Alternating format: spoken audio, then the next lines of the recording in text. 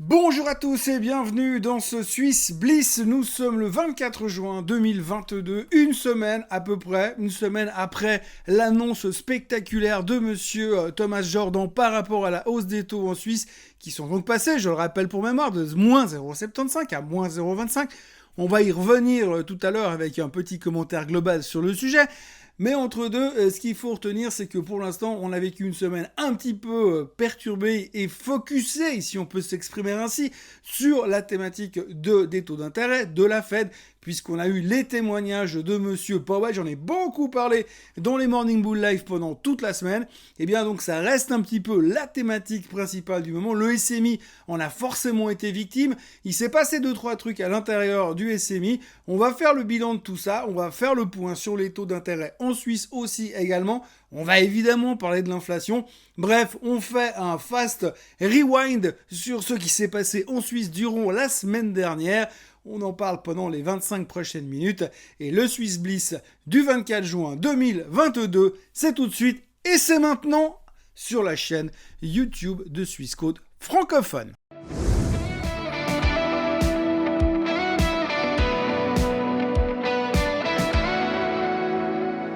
Tout d'abord, on jette un œil, comme d'habitude, sur nos performances des asset classes et des indices mondiaux très rapidement. Donc, sur une semaine, ce qu'on peut déjà se rendre compte, c'est que le pétrole s'est fait laminer. Le pétrole a perdu 4% sur la semaine pour l'instant, à l'heure où je vous parle, en ce vendredi matin. Et puis, le reste, eh bien, globalement, tout est dans plus ou moins pas trop mal. Il y a le DAX qui reste, de toute façon, un peu en retrait avec 1,6% de baisse sur la semaine. Les marchés ont été très volatiles, les Européens ont été très hésitants, ils se sont été très angoissés par les commentaires de monsieur Powell, et puis en plus on a raté une journée de hausse que jeudi soir, puisque les Européens ont de nouveau fermé en baisse jeudi soir, pendant que les Américains caracolaient en tête, ce qui donne forcément une différence assez frappante sur la performance des indices en fin de semaine, avec le Nasdaq en hausse de 4% en ce vendredi matin, à voir encore comment on va terminer ce soir, mais vu la tronche des futurs, ça devrait être plutôt pas mal sur le côté marché américain. Si on regarde un petit peu un détour par l'Asie, ce qui se passe le mieux, ce qui se comporte le mieux en ce moment, c'est les marchés asiatiques. C'est un petit peu moins volatile, on reste extrêmement concentré sur ce qui se passe dans le reste du monde, mais on est plutôt calme et plutôt serein, en tout cas beaucoup plus calme et moins volatile que nous en Europe. Le SMI termine en milieu de classement avec une performance de 0,02% en ce vendredi matin toujours. Donc pas de quoi la ramener, disons, mais on le verra tout à l'heure sur les graphiques, on est plutôt au milieu de nulle part. Et si demain vous me dites que dans une semaine on sera en baisse de 5% ou en hausse de 5%, j'aurais tendance à le croire dans les deux cas. Sur la semaine, et pour ce qu'il en est des performances du SMI, les bancaires, les assurances, tout ce qui est sensible au taux ont assez mal vécu leur semaine, puisqu'on voit Swiss Life qui perd 6,7%, Crédit Suisse en baisse de 4,9%, quasiment au plus bas de tous les temps, j'ai envie de dire un peu comme d'habitude. Et puis autrement, on a 2-3 petits soucis qui se sont pointés sur des boîtes comme Novartis, 2-3 plus ou moins downgrade ou en tout cas prudent sur le secteur bancaire qu'on pesait également sur l'UBS. Et puis autrement, pour le reste, eh bien franchement, il n'y a pas grand chose à dire sur le reste du marché. On notera que Nestlé s'en sort moins mal que les autres. Et puis Richemont qui reprend 3% sur la semaine, ainsi que SGS, on va y revenir tout de suite. La raison de la hausse sur Richemont et sur SGS, Richemont, c'est une question des ventes de montres qui étaient beaucoup plus fortes sur une année, plus 13,6% de hausse sur les ventes de montres, des exportations de montres suisses. Donc du coup, c'était pas mal pour Richemont, également pour Swatch, on y reviendra. Et puis SGS et un share buyback assez massif ces prochains temps qui poussait le titre à la hausse. On va y revenir aussi tout de suite au niveau graphique. On prend le SLI maintenant, eh bien on retrouve les mêmes en queue de peloton. Par contre, ce qu'on notera en haut de peloton, eh bien c'est Temenos et Sonova. Temenos, qu'il faudra signaler quand même, c'est que, eh bien encore une fois, on parle à nouveau de takeover sur Temenos. Je pense que c'est la 6e fois depuis les 6 derniers mois de l'année. Donc j'ai l'impression que sur chaque faiblesse, il faut simplement revenir se positionner sur Temenos. On enchaîne dans la foulée avec le graphique du SMI que vous avez sous les yeux à l'instant. Alors si on regarde un petit peu ce qui s'est passé, comme je vous le disais tout à l'heure, vous voyez cette espèce de cafouillage là en bas du graphique pour l'instant. Donc on dit never catch a falling knife, ne rattrape jamais un couteau qui tombe. Et là on l'a essayé de le rattraper, on ne sait pas trop pourquoi on s'est arrêté là. Bah, on peut dire que c'est les 10 500 qui ont fait plutôt fils de support, hein, puisqu'on est là plutôt sur cette zone là. On voit que c'est pas la première fois qu'on pinaille sur cette zone. On va essayer de se reconstruire à partir de là, mais il va falloir quand même qu'on nous annonce des choses un tout petit peu plus sexy ces prochains temps, un tout petit peu plus motivantes, pour qu'on essaye de repartir.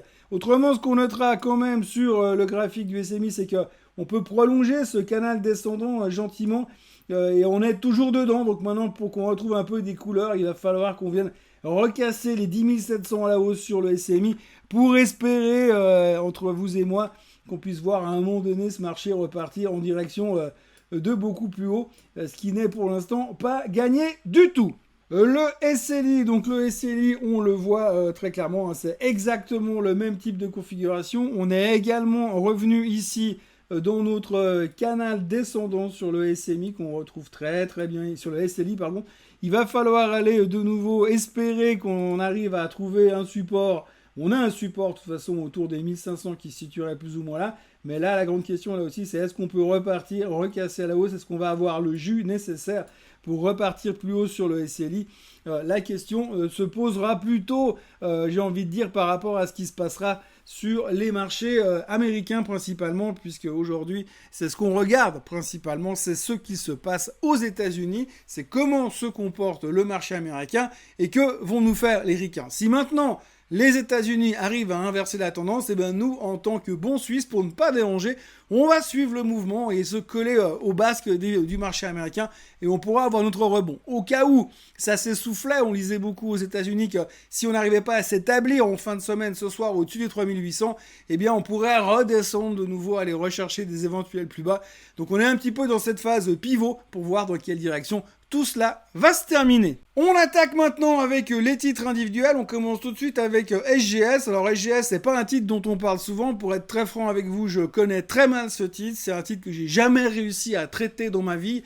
Et pour être franc, à une époque, je traitais le marché suisse. Et chaque fois que j'ai touché ce titre-là, j'étais faux. Alors je me mettais short, ça montait, je me mettais long, ça baissait. C'est un grand classique. Néanmoins, cette semaine, il faut noter la bonne performance de SGS. La raison principale et unique, c'est le fait qu'ils ont annoncé un share buyback, un rachat d'actions à hauteur de 250 millions de francs suisses, ce qui motivait les investisseurs. Donc globalement, ça se passe plutôt pas mal et c'était la bonne nouvelle de la semaine pour SGS. Alors comme vous le voyez sur le graphique, c'est toujours assez intéressant de conserver finalement les charts quand on les dessine parce qu'il y a des titres qu'on regarde beaucoup moins souvent. J'avais fait le point sur SGS au début de l'année et j'avais fait un magnifique graphique comme que vous pouvez voir. Là, c'est vraiment très très beau, je suis assez fier de moi. Vous voyez qu'on a un gros support que j'avais tracé ici qui était plutôt intéressant en disant bon, on va rebondir, on va créer une tendance haussière un peu à l'image de ce qu'avait fait finalement le marché ces derniers mois sur SGS. C'est à peu près ce qu'elle est en train de faire, sauf le looping ici. Et donc, du coup, on est en train de consolider, entre guillemets, et je me disais qu'on allait partir plus haut. Bah voilà, en fait, ça marche tout le temps, sauf quand ça marche pas. Et là, en l'occurrence, on a cassé ce support pour aller maintenant chercher des beaucoup plus bas. Vous voyez, l'effondrement du titre, la performance sur ces derniers mois, depuis le début de l'année, un peu à l'image du reste du marché, hein, depuis les tops du 3 janvier, on est quand même en baisse de 30%.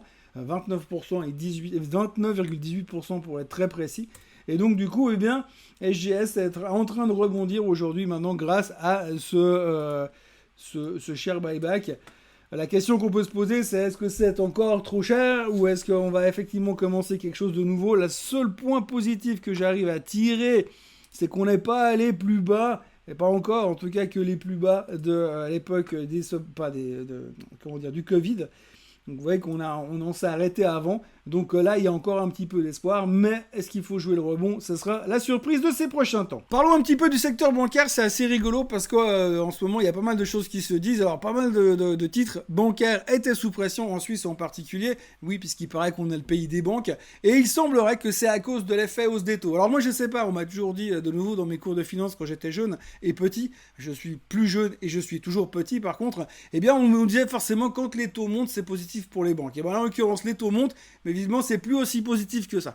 Donc du coup, vous avez les 3 bancaires qui ont pas mal souffert cette semaine. Les raisons sont diverses et variées, mais ce qu'il faut retenir, c'est aussi une étude sectorielle qui a été publiée par Deutsche Bank durant la semaine. Globalement, cette étude sectorielle est plutôt constructive, on va dire, puisqu'ils sont sur buy sur l'UBS et sur buy sur Julius Baer. En revanche, ils sont sur hold sur Crédit Suisse. Ça m'a toujours interpellé quand on dit hold, ça veut dire on fait rien, on fait pas. Si j'en ai, je fais quoi? Je garde. Si j'en ai pas, je garde aussi. Et si je suis à la vente, je fais quoi? Je garde mes positions vendeuses. Bref, hold sur Crédit Suisse, buy sur UBS, buy sur Julius Baer. Et puis globalement, le Crédit Suisse, comme d'habitude, j'ai envie de dire, ils sont de nouveau empêtrés dans une affaire supplémentaire d'un milliardaire qui plaint qu'on lui aurait perdu 500 millions de dollars et donc il veut les récupérer. Enfin bref, le Crédit Suisse dit bien évidemment que c'est pas de sa faute et techniquement, il va au plus bas. J'ai quelqu'un qui m'a posé une question cette semaine pour me dire est-ce que tu penses que le Crédit Suisse pourrait vraiment aller à 4 francs? Oui, je pense que le Crédit Suisse peut vraiment aller à 4 francs. Il peut aller n'importe où, le Crédit Suisse d'ailleurs. Plus rien ne me surprendra de ce côté-là. Donc du coup, voilà, une semaine assez merdique, pas terrible pour le secteur bancaire, puisque ces 3-là ne font pas une performance extraordinaire. On regarde rapidement les 3 graphiques. À tout seigneur, tout honneur, la plus grande banque suisse, UBS. Alors... là aussi, vous voyez que le support long terme a été cassé, on a pété la moyenne mobile des 50 jours, la moyenne mobile des 200 jours. Après, Thomas Jordan a monté les taux, donc du coup, on est au plus bas.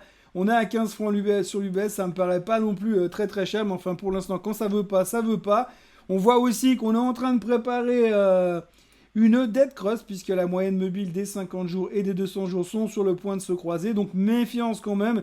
Changement de tendance, c'est pas très populaire en ce moment, le secteur. On n'aime pas des masses dans le monde merveilleux de la finance suisse. Julius Baer, vous le voyez, alors eux c'est un peu, j'ai envie de dire, c'est un peu moins pire. On avait repéré à l'époque déjà, là aussi j'ai laissé un peu mes derniers dessins, hein. Alors, je vais faire un peu de nettoyage sur le graphique. Quand vous regardez un petit peu ce qui se passe ici, eh bien, vous avez le graphique qui est dans une configuration toujours baissière. Évidemment, on voit cette moyenne mobile des 200 jours qui pointe clairement vers le bas. Vous voyez que la dead cross que j'avais identifiée sur l'UBS il y a 10 secondes, eh bien, on la retrouve ici, bien en amont chez Julius Baer. Et là, pour l'instant, il n'y a aucun signe d'amélioration.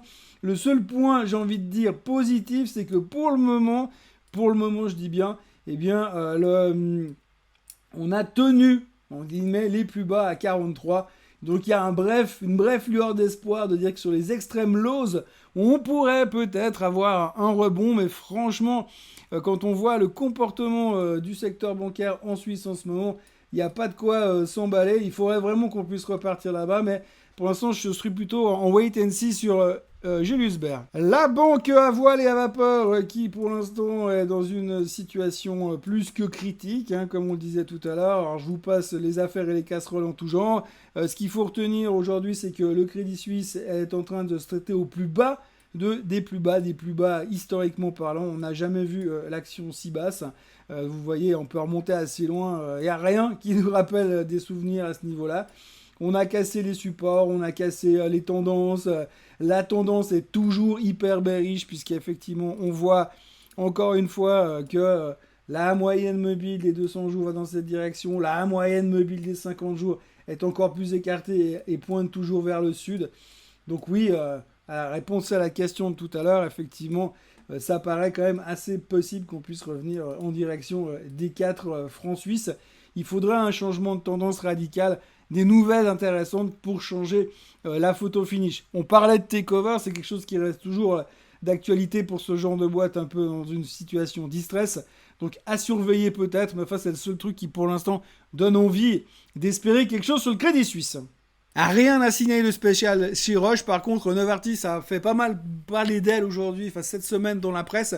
Tout d'abord parce qu'ils ont le gouvernement grec qui leur réclame un peu plus de 200 millions de francs de dommages et intérêts parce qu'ils auraient vendu des médicaments à des prix surévalués en payant des pots de vin en Grèce. Donc ils ont ça qui leur tombe sur la tête. À noter qu'ils ont déjà payé plus de 300 millions de dollars aux États-Unis pour le même type de problème. Donc ça continue un petit peu à peser sur la tête de Novartis. On notera aussi qu'ils sont en train de se bagarrer aussi par rapport à un médicament qui s'appelle, sauf erreur, le Gilenya. Alors, me demandez pas à quoi ça sert, mais visiblement, ça a trait à quelque chose avec la sclérose en plaques, entre autres. C'est un immunosuppresseur ou un anti-immunosuppresseur, mais comme il y a peu de définition, puis même quand vous trouvez la définition, vous comprenez pas quand même, eh bien, du coup, ce médicament a été décidé, il a été décidé aux États-Unis qu'à partir de dorénavant, ils auront le droit de faire des génériques, bien avant la date limite prévue à la base de ce médicament. Novartis, son foudrage, et veut l'attaquer en justice pour contrer cette chose. En l'occurrence, on ne sait pas s'ils vont y arriver, mais en général, face à la FDA, c'est toujours très très compliqué. Comme vous le voyez sur le chart à l'instant, eh bien, Novartis est toujours dans son méga range de 75, 88, 89. J'aimerais bien qu'on revienne en direction des 76 pour essayer d'en racheter de nouveau, pour rejouer encore une fois cette tendance. C'est vrai qu'à 88, les gens étaient prêts à vendre père et mère pour espérer que ça aille plus haut. Et là, on est en train de revenir. Donc allez, un dernier effort à Novartis. On va lui demander d'aller chercher peut-être les 76. Et puis après, on se refait encore une fois le range pour aller chercher et les 88 francs suisses. Affaire à suivre. Pour l'instant, il n'y a pas grand-chose d'autre, mis à part les quelques affaires dont je viens de vous parler. On a parlé aussi un tout petit peu d'ABB qui avait l'intention de mettre en bourse, de faire l'IPO de sa division immobilité électrique. Donc tout ce truc d'avenir dont tout le monde parle, tout le monde adore, tout ce qui est batterie électrique, tout ce qui est voiture électrique, trottinette électrique, bref, la division immobilité de ABB devait venir en IPO, ils ont finalement renoncé. Il paraîtrait que vu l'ambiance actuelle sur les marchés, ça ne va pas très bien, et donc c'est pas le moment de venir faire des IPO. Sans blague, on est content de l'apprendre, en tous les cas pas pour tout de suite. La division immobilité de ABB sera donc repoussée à un peu plus tard. Le graphique que je vous montre à l'instant, c'est Richemont. Alors vous voyez qu'il y a encore plein de flèches bleues dans tous les sens, plein de traits bleus dans tous les sens, et ça représente bien un tout petit peu le boxon qu'on vit en ce moment sur les boîtes de luxe en Europe. On voit que c'est un peu dans tous les sens. Un coup c'est la Chine, un coup c'est les exportations qui vont bien, un coup c'est les montres qui vont bien. Grosso modo, là on repart un peu à la hausse à cause des exportations de montres, vous le voyez. Mais enfin la semaine, il n'y a pas non plus de quoi se relever la nuit.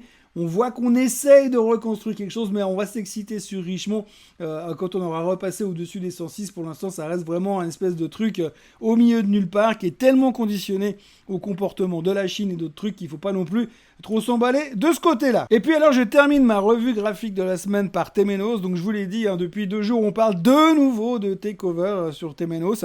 Alors ce qui est assez intéressant, c'est qu'on était complètement fous à l'époque où on a eu déjà cette première rumeur qui nous avait précipité et fait exploser le titre en direction des 141. On a eu une deuxième rumeur il y a quelques temps, je sais plus trop où, par là, ici, par là, où on avait aussi rebondi violemment de 83 à 104. Et puis là, on a une nouvelle rumeur où cette fois on est à 70 et on remonte à 82, même pas au niveau où on était lors de la dernière rumeur. Donc on voit vraiment que c'est vraiment c'est vraiment de la rumeur. Pour l'instant, il n'y a rien de concret. Mais c'est quelque chose qui va nous revenir probablement ces prochains temps. En tout cas, moi, si j'étais le fonds de private equity qui était chaud bouillant pour la payer à 150 balles ici, peut-être que je me dirais qu'à moitié prix ici, il y a un truc à jouer. Donc à surveiller, mais comme on le voit, sur les extrêmes baisses, ici, là, à chaque fois, eh bien, il y a des rebonds assez violents derrière. Donc dès qu'on a des couteaux qui se présentent, des chutes verticales qui se présentent sur Temenos, eh bien positionnez-vous peut-être dès qu'on a le moins de signes de renversement, parce qu'en général derrière, hop, rumeur, takeover, et c'est reparti mon kiki. Je ne sais pas si vous avez remarqué, mais depuis le début de l'année, il y a une nouvelle mode qui devient de plus en plus populaire, et cette nouvelle mode, c'est le combat à main nue contre l'inflation. Alors rappelons-nous que durant toute la fin de l'année dernière, entre février et novembre 2021, l'homme le plus puissant du monde après Biden, Jerome Powell, patron de la Banque centrale américaine, nous a assuré que l'inflation n'était qu'une information, et encore une information pas très importante, puisque l'inflation n'était que transitoire et surtout parfaitement sous contrôle. Et puis, fin novembre, le même Jerome Powell a finalement terminé sa partie de Call of Duty qu'il avait commencé en février, et s'est subitement rendu compte que finalement, l'inflation n'était ni transitoire, et encore moins sous contrôle. Bon, alors que durant toute l'année, il avait passé le plus clair de son temps à nous dire que tout allait bien, on a tous fini par se rendre compte que l'inflation, c'était comme Jurassic Park, en fait, sauf qu'avec le milliardaire en chapeau blanc, c'était plutôt remplacé par Powell, et que le T-Rex, c'était l'inflation. Depuis, on s'est rendu compte que si nous laissons courir l'inflation dans la nature, elle allait finir par s'échapper, et que l'inflation en liberté, ça n'est jamais bon. À partir de janvier 2022, tout ce que la planète comptait comme expert en cette maladie économique, on commençait à se dire qu'il y avait quelque chose de pourri au royaume de Wall Street, du SMI et du CAC 40, que si on laissait faire, ça allait mal se finir. Un peu comme quand on a laissé faire Poutine quand il a voulu agrandir la mer Russie pour aller gagner un peu de terrain sur les plages du sud-ouest de l'Oural. C'est donc alors qu'on a constitué la Force de défense internationale anti-inflation, la FDIAI. L'acronyme est moins glamour que FBI, mais la structure est encore jeune et le marketing pas encore complètement au point. Cette force est constituée de la Fed américaine, qui a tendance à tirer d'abord et poser des questions ensuite, de la Banque centrale européenne, qui a fait comme les Italiens pendant la Seconde Guerre mondiale, laisser les autres faire pour voir si ça fonctionne, et le reste des banques centrales du monde dont tout le monde se fout éperdument, sauf les pays concernés. Mais alors que tous les médias financiers du monde avaient les yeux rivés sur les décisions de Monsieur Powell, décisions prises au rouleau compresseur pour briser les deux genoux de cette inflation avant qu'elle n'aille trop loin, trop vite, trop fort, eh bien il y a une banque centrale qui a pris tout le monde à contre-pied, c'est la Banque nationale suisse. En général, la BNS est plutôt considérée comme un énorme hedge fund qui a tendance à investir ses liquidités dans tout et n'importe quoi. Surtout si c'est de l'armement ou des énergies fossiles. Mais cette fois, il faut tout de même reconnaître que son patron, Thomas Jordan, a surpris tout le monde et a réussi à réunir une fanbase en moins de temps qu'il lui aura fallu pour dire « Je monte les taux de moins 0,75 à moins 0,25 ». D'ailleurs, si on veut parler de contre-pied, on peut même carrément se dire que si l'équipe de Suisse de football prend des cours de contre-pied chez Thomas Jordan, il y a bien des chances que la Nati devienne champion du monde cet hiver dans le désert du Qatar. Quoi qu'il en soit, on sait bien qu'il n'y a pas de prix Nobel des banques centrales, mais si cela existait dans un monde idéal, la BNS l'aurait remporté cette année. Les Américains avaient Michael Jordan, nous en Suisse, nous avons Thomas Jordan, qui vient de graver son nom en lettres de platine en haut du Cervin en devenant le premier banquier central qui a anticipé quelque chose en 2022. Reste à espérer que cette brusque hausse ne fasse pas capoter le marché immobilier. Voilà ce qu'on pouvait raconter de la Suisse cette semaine. Nous sommes donc au milieu de nulle part et nous sommes méga concernés par ce qui se pourrait se passer ailleurs, surtout, plus que chez nous pour l'instant. En tous les cas, les marchés sont plus ou moins dans une situation où on attend de voir. Aujourd'hui, ça devrait bien se terminer. On devrait enfin avoir une semaine un tout petit peu constructive par rapport à la semaine dernière. On verra comment ça va continuer. On en reparlera bien sûr dans le Morning Bull Live durant toute la semaine prochaine et puis dans le prochain Swiss Bliss de vendredi prochain. D'ici là, n'hésitez pas à vous inscrire à la chaîne Suisse Côte francophone et puis à revenir me voir dès lundi matin pour un nouveau Morning Bull Live. Moi, dans l'intervalle, je vous souhaite un excellent vendredi et alors un encore plus excellent week-end parce que je crois qu'on a vraiment besoin de se poser pendant quelques jours. Allez, à lundi, bye bye.